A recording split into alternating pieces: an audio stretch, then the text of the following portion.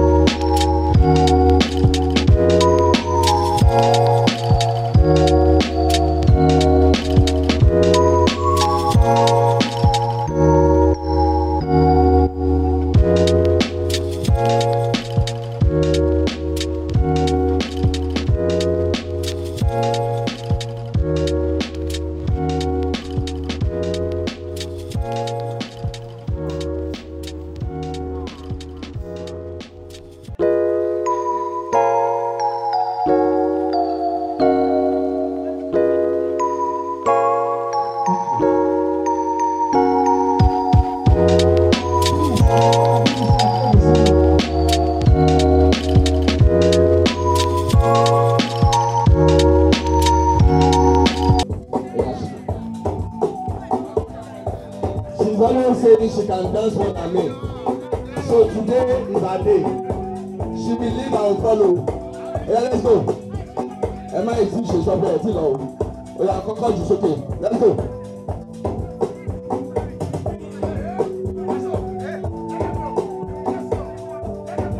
Get back.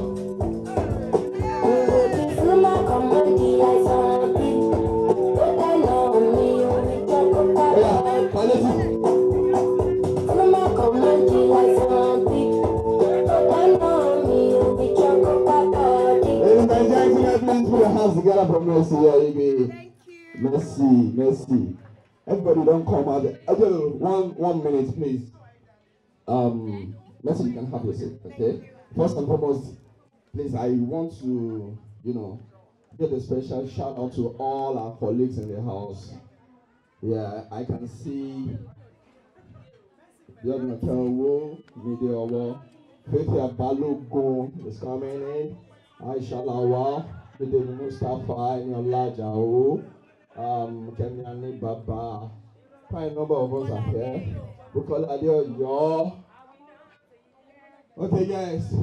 All my colleagues in the house, shout out to you guys. Thank you for honoring Mercy. If you talk about things, and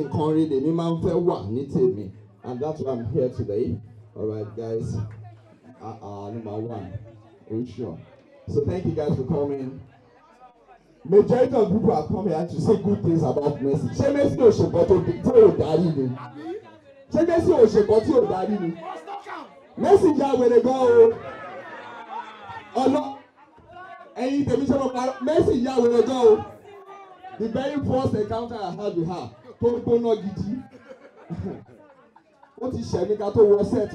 Ó wá jẹ́ pé mo láti fọ́ létí nígbà tá a bá dé set. And she was pregnant then. Oh, I know you do. But she said, Femi, let's do it real. Let's make it real. Go believe me, my good bad news. Wonderful boss. But she like, ha! That's in natural wow. At the time, you know. Then how old is Juwan now?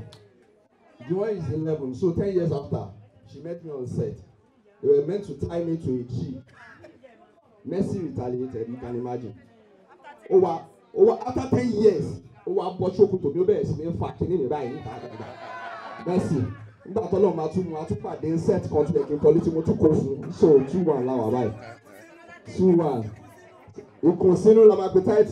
Ladies and gentlemen, I must sincerely say thank you all for coming. All right, this is what you can do to support us, support our business, support, of course, our work. And we want to say thank you very much. I've heard so many inspirational stories about Mercy, and it is motivational enough for me to be better than I am.